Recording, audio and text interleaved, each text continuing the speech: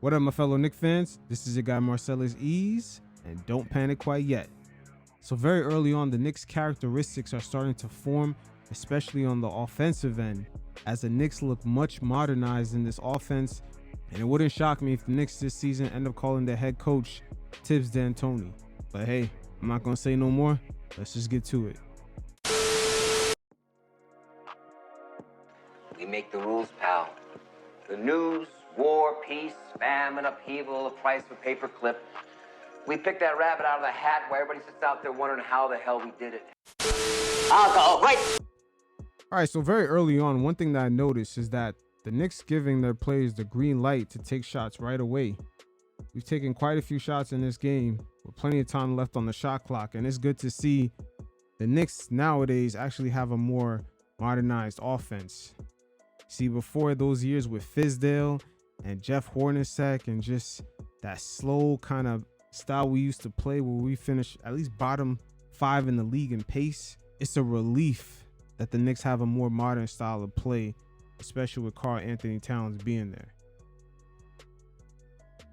Now check out Towns right here, right on the pass to Bridges.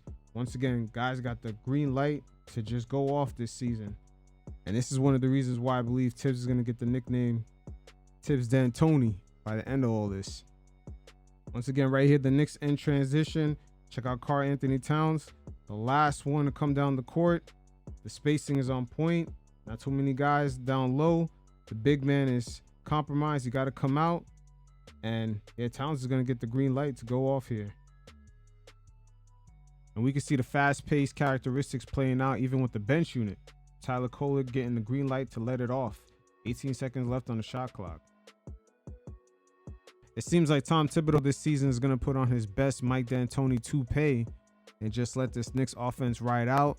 Very similar to the Steve Nash Phoenix Suns. Here's Karl-Anthony Towns once again in transition, having the freedom, even though he was cold down the stretch. He has the freedom to take this shot. You can see the Knicks identity forming. But just looking through the annals of NBA time, the Knicks having a legendary Hall of Famer as Patrick Ewing, he had the ability to take these kind of shots, but not necessarily the freedom to. Here's a prime example of the Knicks coming down in transition, and check out Patrick Ewing. He is the last one to come down on the weak side. So any modern big of today, this will be a wide open shot. But just look at the habits. Look where Ewing parks himself at. It just wasn't the norm of players back then. Just imagine Ewing right here having the freedom without any hesitation to just pull up off rip in transition. Now the Bulls on this blitz right here, as Anthony Mason begins his attack, look at Patrick Ewing. He's going to get comfortable in this mid-range right here, but the bigs of today would have stepped back, backpedaled into a three-point shot. It just wasn't the norm. Now right here, we're going to see a pick and roll with Greg Anthony and Patrick Ewing. Now check out Ewing off this roll. He's not going to roll to the three-point line. He's just going to roll into the empty space. This was just the norm back then. And just take that long mid-range. Again, looking at the habits between Ewing and Greg Anthony on the pick and roll. Look at Ewing as he rolled. He doesn't necessarily roll to the three-point line as we see bigs do of today. It just wasn't the norm. He just settles for the long mid-range. Now check out this pick and roll between John Starks and Ewing. Look how Ewing rolls. But imagine right now if he just took a step back, camped out at the three-point line. Let's just say he was playing today. Look when Starks turns and actually finds him. He would have not found him right here for the mid-range shot. He would have found him back here at the corner.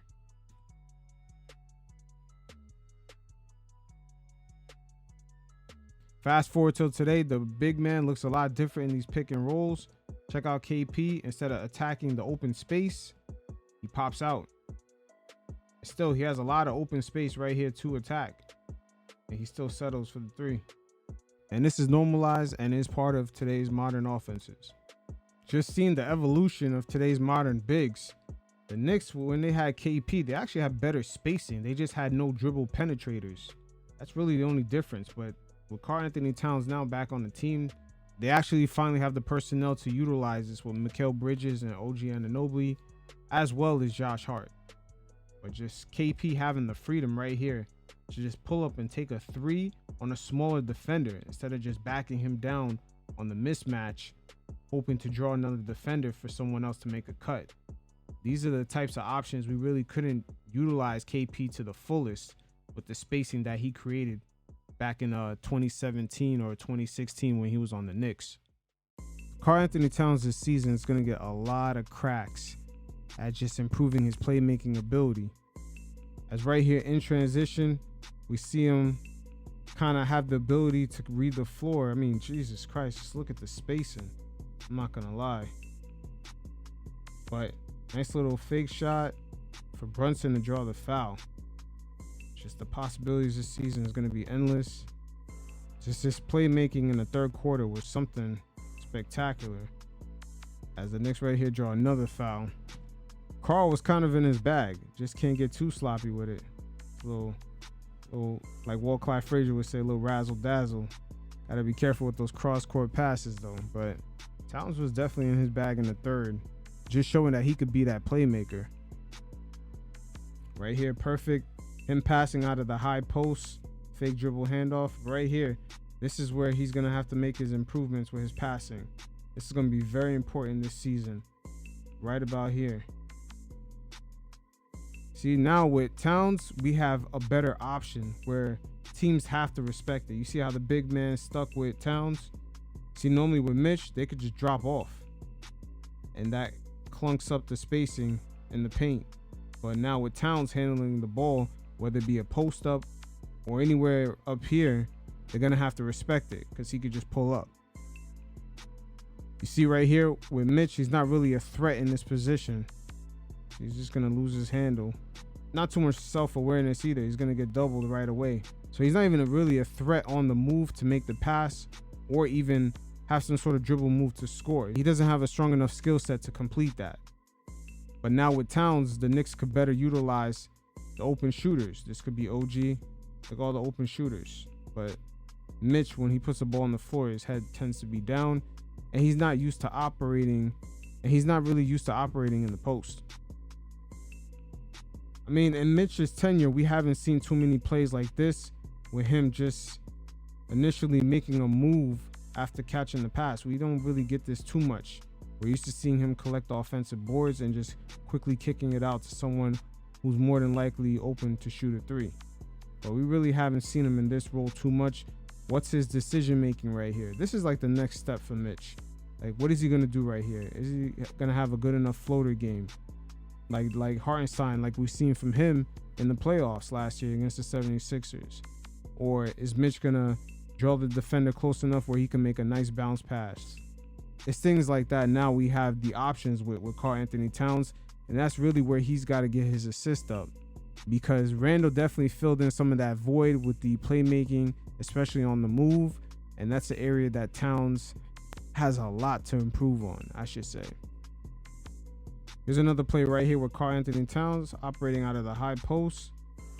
Gonna find a cutting Josh Hart. Nice pass though. But again, with Mikal, Josh Hart, and OG, there's going to be plenty of cutters, man, for Towns to improve on his playmaking. If he wants to make up where Randall left off in Minnesota, I would say he's going to have to average at least 4 assists plus per game. Now, another thing that kind of stuck out for Karl-Anthony Towns was at times his nonchalant shot selection and just lack of effort kind of stood out in this game. Even Walt Clyde Frazier had mentioned it during the broadcast, as that was something that plagued them back in Minnesota. Is right here in the post up. Take a look at this off balance shot. Kind of careless. Let's take a look at that again. Look at his balance. Look how he lands, his positioning right here. The man is sideways. This season, I hope Thibs has the power to pull his coattails when he starts having stretches during these games like this. Right here on this post up against Kyle Kuzma. 5 seconds left on the shot clock. Towns got to bring that big body and just bully him, man. Come on. It's fashion over Kuzma we talking about. Now, as the game progressed, Karl-Anthony Towns got a little bit more into his bag. We're going to definitely need more of him bringing that physicality in the low post. We're going to need that big body presence, especially with Mitch being out for so long until January.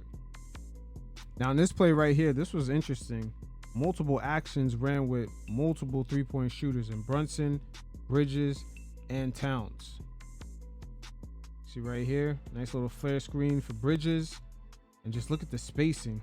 Look at OG now. He's starting to open up. Just wide open for Towns. Even though he doesn't convert here, just the spacing and the options that are starting to open up for the Knicks, with Towns creating a lot of optionality for this team. And it's amazing to see the Knicks just really have a modern fucking offense. They really haven't been in this position in a long time. And with that said, we got a nice preview of some of the options that are going to open up with the heart of this offense, which is the Jalen Brunson and Karl-Anthony Towns pick and roll game. The chemistry between these two all season is going to be a beautiful thing to watch develop. As right here, the defender drops back. So we know Brunson has that ability to pull up, but it wouldn't shock me if Brunson, looks back at the film and sees more opportunities to get Towns better shots. See, Towns is kind of open right here, or Brunson maybe should have played it out, pump fake, and then hit him up with the bounce pass while Towns makes his run. But things are going to get a lot smoother between these two as the season progresses. Very similar to the way it played out last season with Brunson in the months of March, April, and May. This is going to be a problem for the rest of the league to deal with right here. Now, as Towns sets himself up to receive this pass, there's going to be a slight hesitation right here by this defender once Brunson makes the initial pass. Right here. With that slight hesitation, because Brunson is no longer a threat, he doesn't have the ball, Brunson utilizes that and he goes. See, complete catching the defense off guard.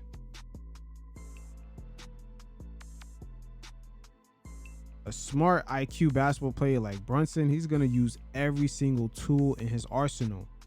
And a lot of this is kudos to his pops, because it's small little things like this that kept his dad in the league just fighting for, I believe, 13 seasons. He went from team to team being that journeyman. And it's usually the journeyman that makes the best coaches. Now right here off this pick and roll, we're going to see Brunson get different options nowadays.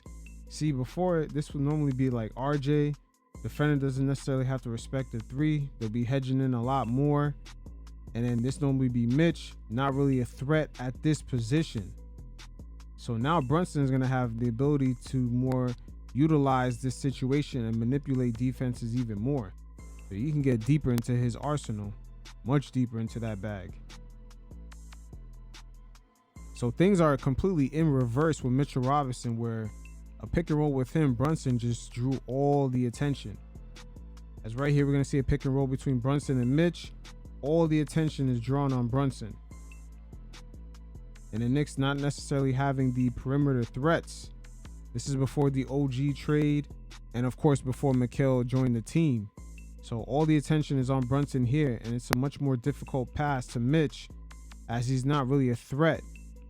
Now with Cat on the team, this will be a pop out, and a defender would have to respect it. But it's a much more difficult pass right here to Mitch. Brunson working on his pull-up game throughout the years as a defender goes under the screen. So, he's caught, but Brunson just working on his pull-up game. He's going to punish defenses all year. What really makes this pick and roll between Brunson and Towns deadly, it's just Brunson working on his pull-up game throughout the years. It's just getting better and better. And defenders completely caught underneath the screen. The center's in drop back coverage. A lot of space. And yeah, Brunson's going to make him pay every single time. You got to love it. We've seen early on Towns, oh my God, with a screen directly behind the defender's back. So Brunson could go either way, straight downhill. Very similar to last year, what we've seen in the playoffs, with Hartenstein going up against the Philadelphia 76ers. But this time around, there's much better options that are going to open up. Got Mikal, got OG in his favorite spot. What's going to happen here? See, OG completely opens up now. This is a major difference than last year. And guess who's trailing behind them now? You have Towns. He could just pull up and shoot this three. This is very, very similar to the way it played out last year with Hartenstein. It's just now the options are just much better. Here's the same play duplicated from last year. Look at Hartenstein. Perfect screen right behind Kelly Oubre. And then once Brunson makes his turn, he has a bunch of open space. And now his options line up. He could just pull up or hit whoever is open.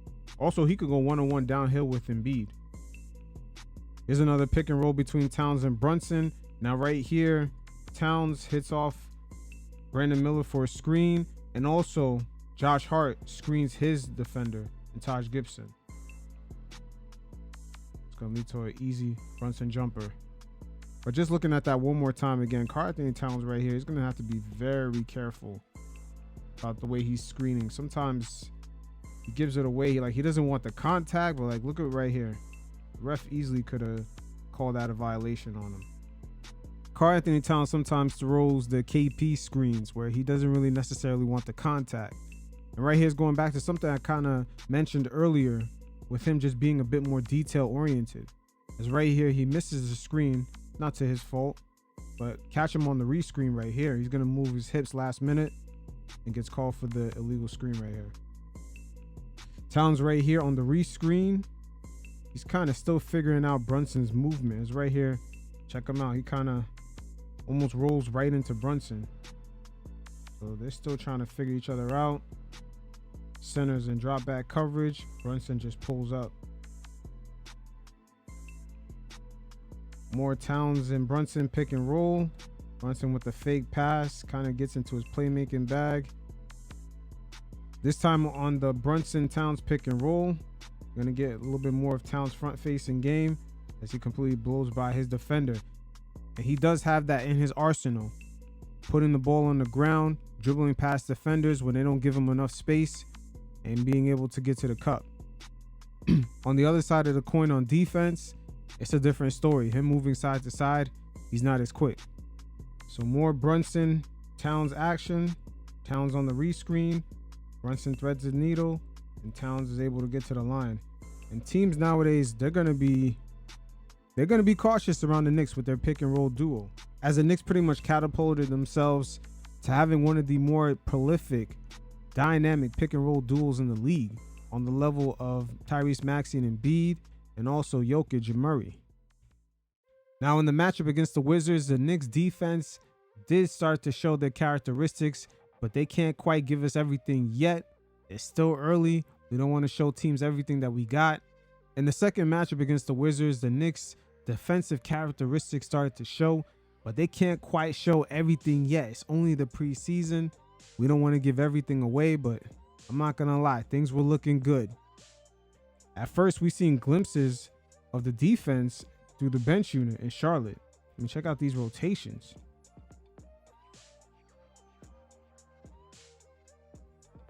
Yeah, some of that Thibs energy is trickling throughout the whole team. And I'm telling you, this season, this is the character building season. We're going to see what kind of team do we have? What are they good at? What are some of the identities for this current Knicks team that's pretty much championship bound? They sort of remind me of the early 90s Knicks when they were in that transition, when they got rid of Mark Jackson, got Xavier McDaniels. Pat Riley was hired as the head coach. There was sort of a transition that happened where this team now needed to take on a brand new identity. The sort of bad boy Pistons type of identity that they took on with Pat Riley. The Knicks were nothing like that before he got there. If you look at their series with the Chicago Bulls in 91 versus Chicago Bulls in 92 and 93, the attitude, the persona, the gravitas was completely different. They were hacking guys off rip. And I don't want to say Michael Jordan in 91 was punking the Knicks, but the Bulls definitely had that trickle down energy that came from the Bad Boy Pistons series. So these are the types of things to look out for during the regular season. Long gone are the talks of the Knicks needing another star, etc. Just nowadays, things are about getting to that next level and what kind of pieces do we need to put as a supporting cast around the pieces that we already have. Knicks right here having numerous players having versatility of defending multiple positions. Look at OG right here defending their center.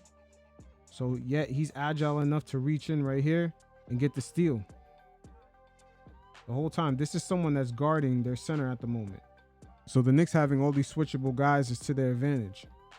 Right here, I'm starting to see why Thibs has Josh Hart in the starting lineup.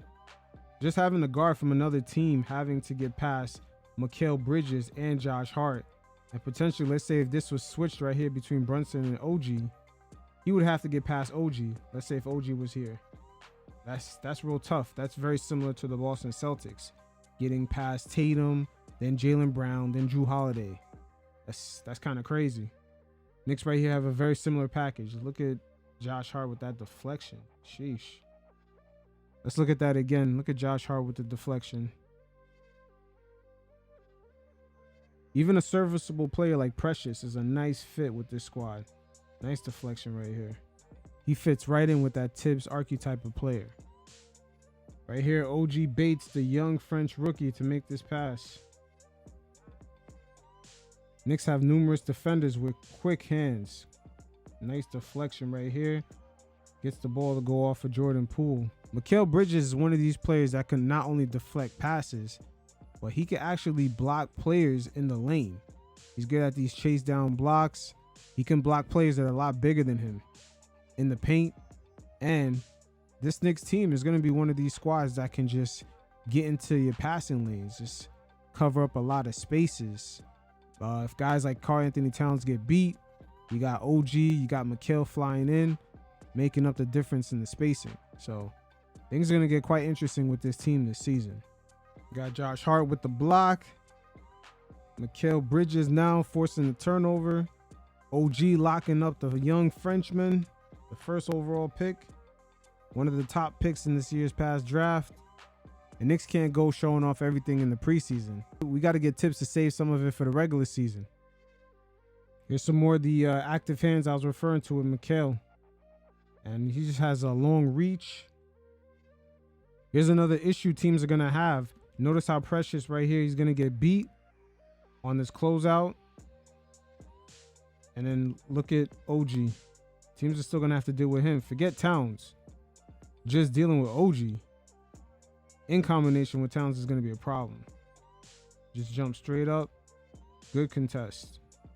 So the Knicks are looking quite healthy to go up against teams like the Philadelphia 76ers and the Boston Celtics. And I want to even go to the Western Conference, teams that are versatile with players in many different positions, like the Oklahoma City Thunder, as well as the Minnesota Timberwolves. So it is what it is. This is a nice little sample size and can't really hang your hat too much on it. Just looking at the overall concepts of how the team possibly could look like during the regular season. And there's much more to come other than this. So we'll see how things play out. Until next time, you fellas, stay safe. Peace.